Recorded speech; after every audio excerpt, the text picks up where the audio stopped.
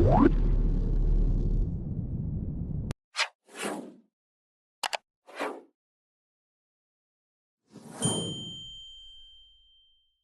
evening, here are tonight's top stories. 2 GDF officers in uniform have been arrested in connection with a narcotic seizure. Police are investigating the shooting death of Gordon Sancho. The Ministry of Housing and Water has handed over core homes to low-income families. A teen has been remanded for hiding a murder suspect. Police have shot a wanted man in Albuistown. In Lethem, a man was set on fire after an argument. A man has been granted $1.3 million bail on charges of firearms, ammo, and narcotics possession.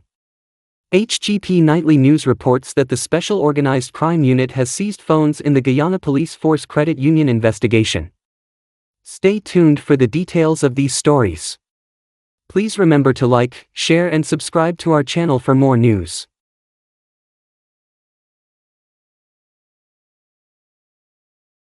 Lethem man set on fire after argument.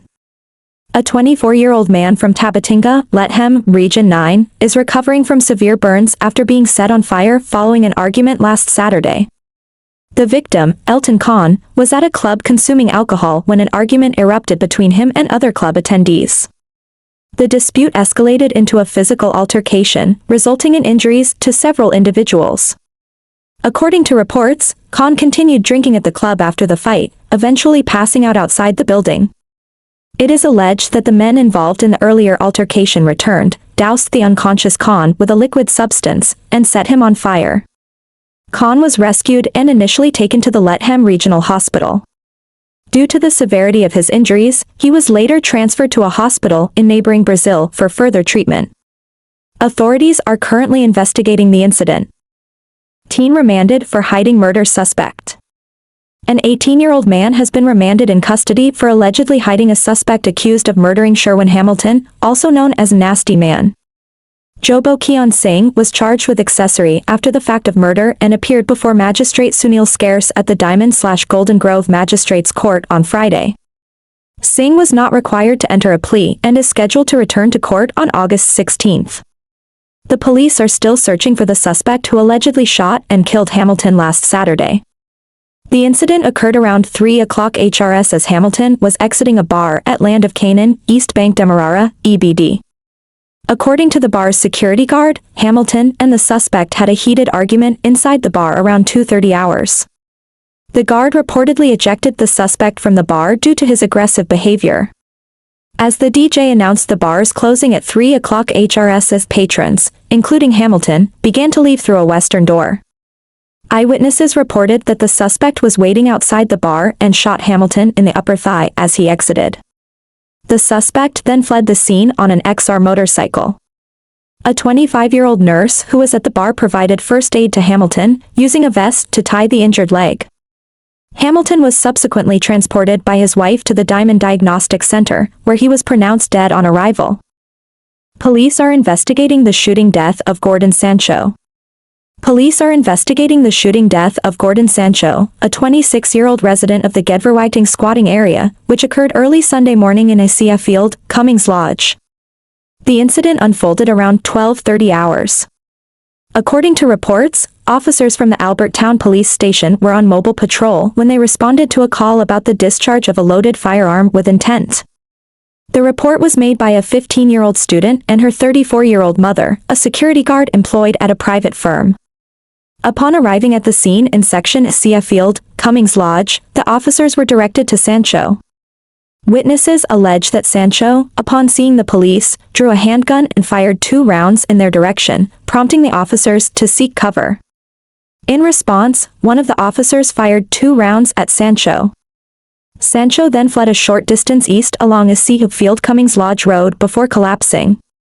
A .380 caliber pistol and 3 live rounds of ammunition were discovered next to Sancho. He was immediately transported to the Georgetown Public Hospital by the police, where he was treated but later succumbed to his injuries. The body is currently at the GPHC mortuary, awaiting a post-mortem examination. The investigation into the incident is ongoing as authorities work to establish the full details of the shooting. Man granted $1.3 million bail on firearms, ammo, and narcotics charges. Adinho Lewis, a 37-year-old unemployed man, was granted bail totaling $1.3 million after facing multiple charges related to possession of firearms, ammunition, and narcotics. Lewis, who had been initially remanded to prison following his arraignment last month, appeared in court again on Friday, where his attorney, Bernard de Silva, renewed the bail application. Lewis is charged with 2 counts of narcotics possession and 3 counts of possession of firearms and ammunition, all of which he denies.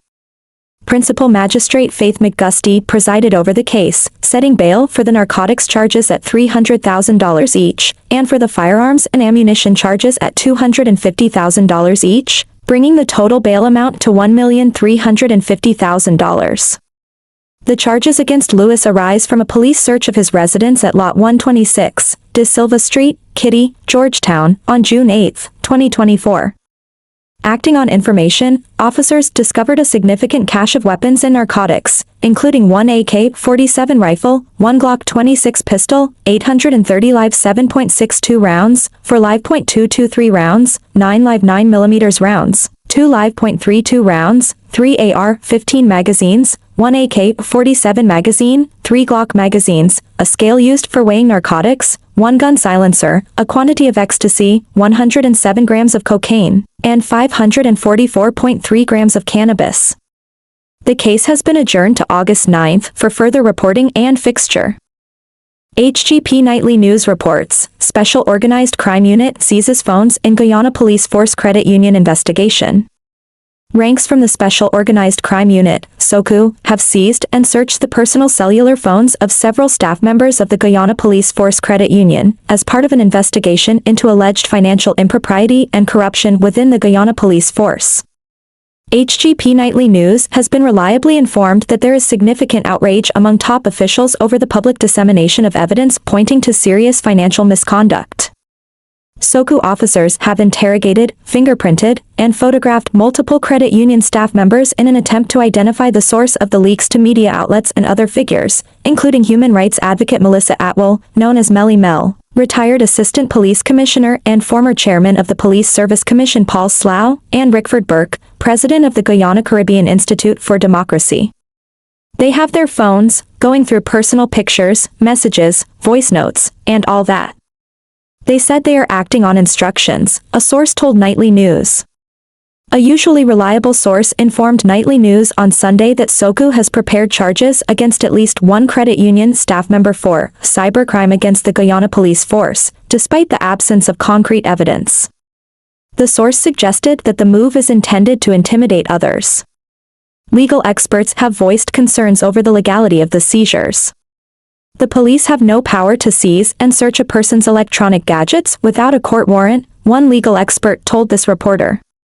This is a developing story, and further updates will be provided as more information becomes available.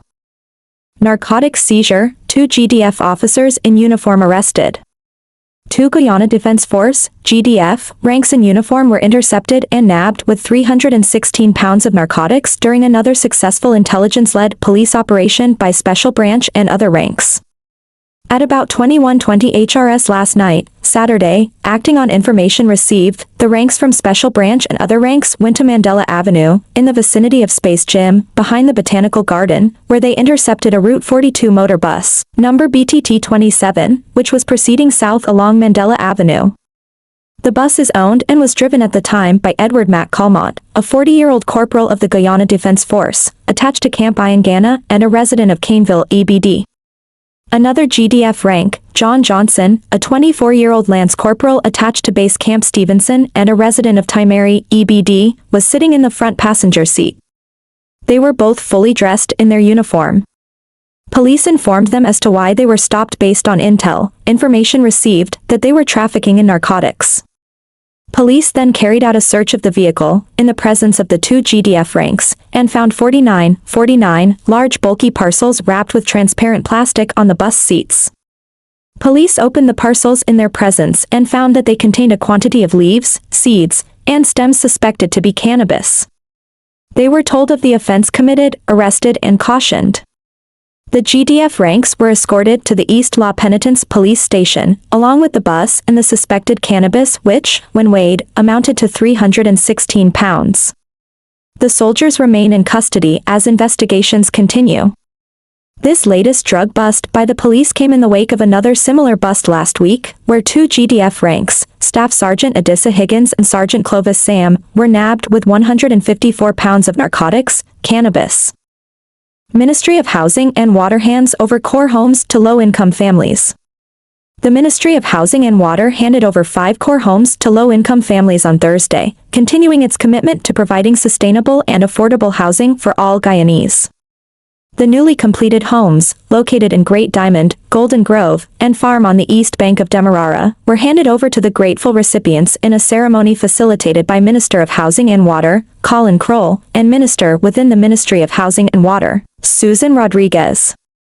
Among the beneficiaries was Deborah Best, who requires a walker for mobility. Her home in Section C, Great Diamond, was specially designed to accommodate her needs, featuring a bathroom equipped with rails and other supportive fixtures. Expressing her gratitude, Best praised the builders, stating, "I'm also incredibly grateful for the expertise of the builders." Arissa Richmond, a single mother of 5, also received a new home. Overwhelmed with emotion, she shared her relief at finally having a permanent residence. "I went to Diamond and lived a short while, then back over the river. Now, there's no more moving for me, because I have my own home," she said tearfully. Minister Kroll addressed the ongoing efforts of the ministry, urging patience from beneficiaries still awaiting the construction of their homes. "I want to ask for patience from those who have been informed and who have been identified. I want to ask for their patience because we are intended to fulfill this project to completion," he encouraged. Minister Rodriguez highlighted the progress of the ministry's home improvement subsidies, noting that over 900 beneficiaries have been selected, with 600 already receiving subsidies valued at $750,000 each. These subsidies aim to improve the housing stock and living conditions significantly.